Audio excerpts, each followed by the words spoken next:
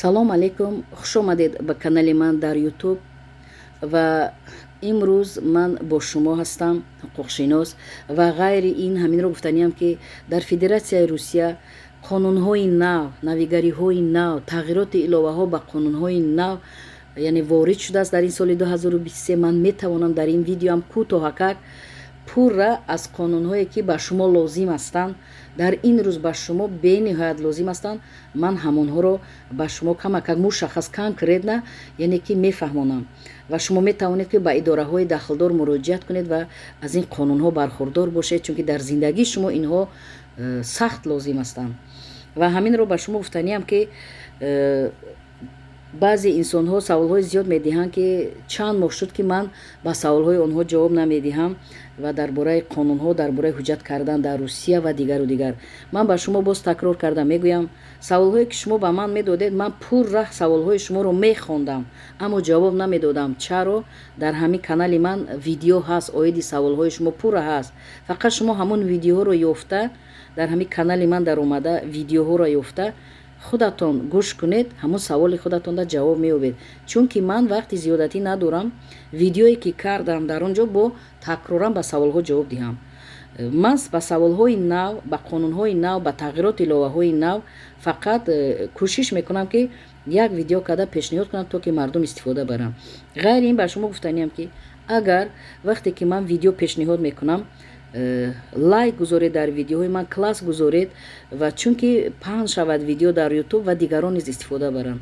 Чунки чи дар Ӯзбекистон, чи дар дигар давлатҳо тоҷикзабонҳо бениҳоят зиёд ҳастанд ва ғайри ин тоҷикон аз ҷумҳурии Тоҷикистони худамон дар Русия зиёд яъне шаҳрванди Русияро доро ҳастанд. Барои ҳамин хуб мешуд ки класс гузоред, яъне ки лайк гузоред, то ки видео паҳн шавад, то ки дигарон бубинанд, ё падилитса кунед ба воситаи WhatsApp, имо нафаре ки мебинад истифода мебарад.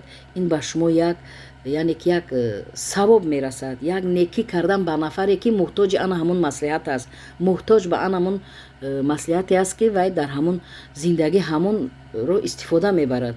барои ҳамин фаромӯш насозед, класс, лайк гузоред. Ва нафароне дар канали ман обуна ҳастед, автоматически видеоҳои ман ба шумо меравад, шумо дида метавонед, подписчикои муҳтарам.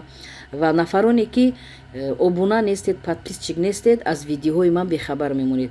Агар хоҳед видеоҳои ман ба шумо автоматически раванд, шумо яъне ки обуна шавед, подписчик шавед, аз видеоҳои ман истифода баред. Видеоҳои ман аксарияташон дар бораи зиндагонӣ кардан дар Федератсияи Русия, кадом қонунҳоро истифода бурдан дар кор ва кадом тағйироту иловаҳо дар қонунҳо мешавад, кадом навигариҳои ҷиддӣ мешавад, ҳамаи онҳоро аз канали ман метавонед ки ёфта гӯш кунеду истифода баред. Ва ғайри ин гуфтаниам ки канали ман маслиҳат ном дорад, аммо на ин ки маслиҳати фақат қонунӣ медиҳам. тамоми маслиҳатҳое ки оилавӣ аст, дар бораи зиндагӣ аст, дар бораи баҳсҳои судӣ аст, дар бораи баҳсҳои оилавӣ аст, дар бораи шиканҷа аст, дар бораи масалан қарз аст, дар бораи заминхарӣ, хонахарӣ, хонафурӯшӣ, чи дар Федератсияи Русия, чи дар дигар давлат, ман метавонам ба чунин саволҳо ҷавоб диҳам ки дар вақти харидани хонаву замин чӣ ҳуҷҷатҳо лозим, масалан дар Федератсияи Русия чӣ ҳуҷҷатҳоро тафтиш кардан лозим. саволҳо ниҳоят зиёд ҳастанд, аммо ман имрӯз дар бораи ҳамон қонунҳои зарурӣ ба шумо мефаҳмонам.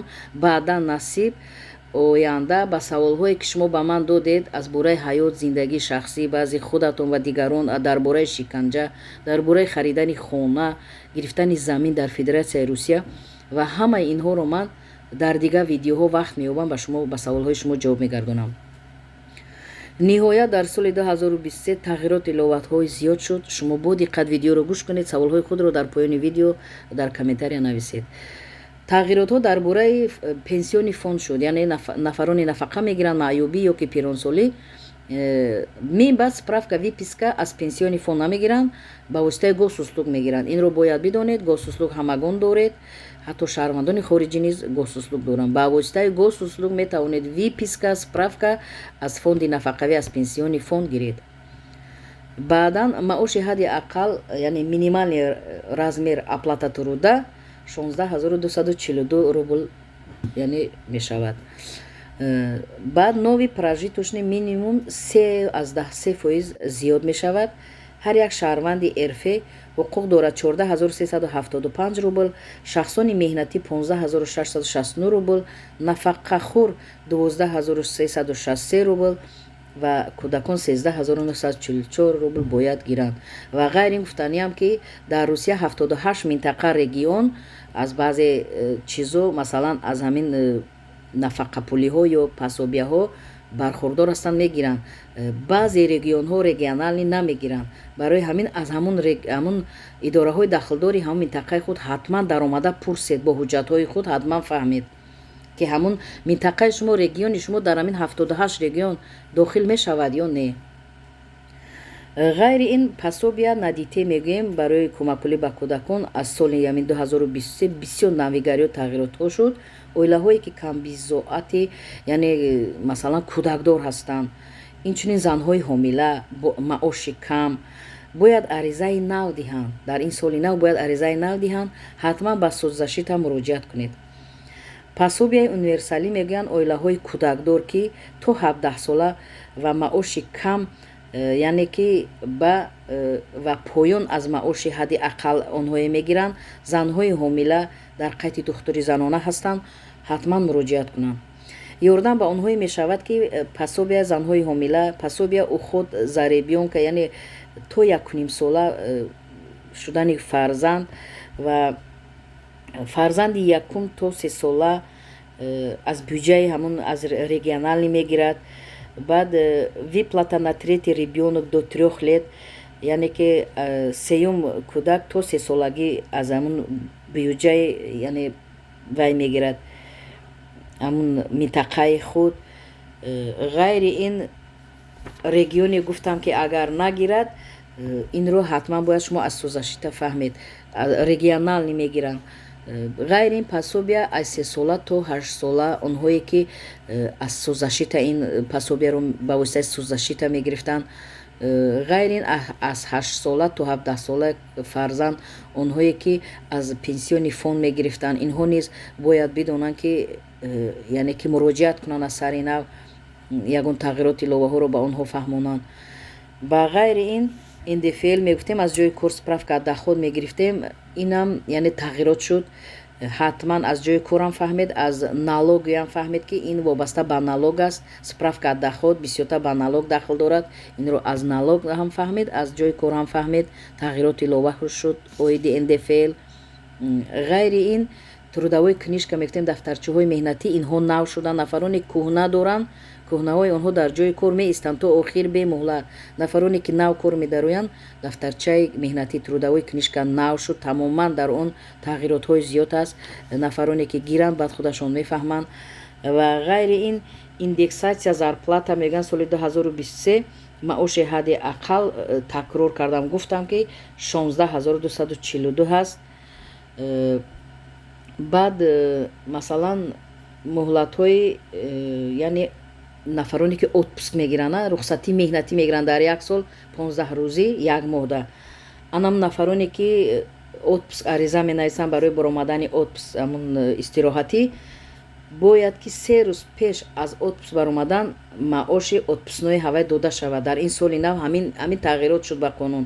ҳатман нафаре ки ариза медиҳад, масалан мегӯяд ки манро аз 10 феврал яъне ки ба рухсатӣ иҷозат диҳед, отпуска диҳед, 3 рӯз пеш бояд ки маоши отпускнои вай дода шавад. дар ин соли нав ана ҳамин навигарӣ шуд оиди нафароне ки кор мекунанд. ва ғайри ин корфармоҳо низ дар ин соли нав бояд ки тамоми додани маълумотномаҳоро яъне ки атминид мекунанд. ҳамаи онҳо масалан справка доход ва страховой взнос, инҳоро ҳамашро социальный защита мегӯянд. яъне ки ҳамон идора медиҳад, дигар корфармоҳо работодатело уҳдадор нестанд чунин маълумотномаро диҳанд, справкаҳоро диҳанд. барои ҳамин инро бояд донед. баъд тағйироти иловаҳо шуд. барои штраф ҷарима месупоранд. чӣ хеле ки дар тамоми соҳа ҷарима, мисол агар нафареро ҷарима банданд, штраф дар бораи масалан муҳоҷиронро зиёд ҷарима мебанданд, гаи бисёр ҷарима мебанданд.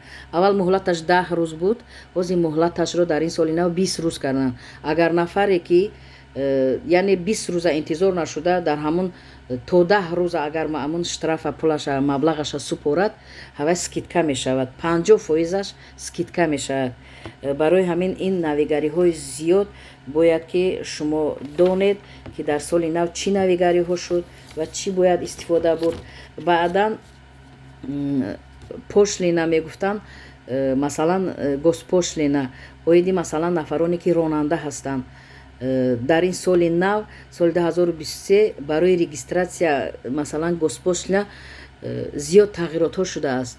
зиёд мошинҳое ки масалан сабукрав ҳастанд, боркаш ҳастанд, бори вазнин мебаранд, бори хавфнок мебаранд, ҳама инҳо тағйирот шудааст. инро низ метавонед ки аз ҳамон идораи гаи даромада пурра фаҳмотар пурсед. чанд сум шудааст, чанд сум супоридан лозим, ҳамаро фаҳмидан мумкин. ғайри ин масалан штрафи ҳамон гибдд яъне гаи аз соли 2023 аз картаҳои банкии шаҳрвандон ҳамин хел снимат карда мешавад. инро бояд донед, аввал чунин набуд. баъд ғайри ин аз соли 2023 бланк барои регистратсияи муҳоҷирон хориҷиён дар Федератсияи Русия регистратсия бланк буд ку анамон бланкам дигар шудааст. инро бояд донед, ҳатман бояд донед. пур кардани вай низ дигар шудааст. дар вай бисёр бо тағйирот иловаҳо даровардан аз тарафи МВД Федератсияи Русия. дар ҳамон бланке ки регистратсия мешавад тағйирот иловаҳо дароварда шудааст. ғайри ин дар Русия аввал РВП буд, ҳозир РВПО шудааст, яъне разрешение времени проживания образования. бинед ки нафароне ки мактаби олӣ мехонанд, ғоибонане рӯзона мехонанд, онҳо метавонанд, ҳуқуқ доранд РВПО гиранд, ҳуҷҷатҳои худро меспоранд ва ба онҳо РВПО медиҳанд. РВПО ки гирифтанд, онҳо 3 сол метавонанд ба ҳамон РВП зиндагӣ кунанд, ҳатто кор кунанд, ҳатто таҳсил кунанд. баъди 3 сол имконият доранд вид на жительство супоранд. баъди вид на жительство метавонанд гражданство гиранд, шаҳрвандии Русия гиранд. ана ҳамин барои нафароне ки мактабҳои олиро рӯзона очни мехонанд, яъне ҳамин РВПО ҳатман дода мешавад. барои ҳамин ин қонуни навро бояд шумо донед ки яъне ки РВПО ин дар ҳамин соли 2023 шуд.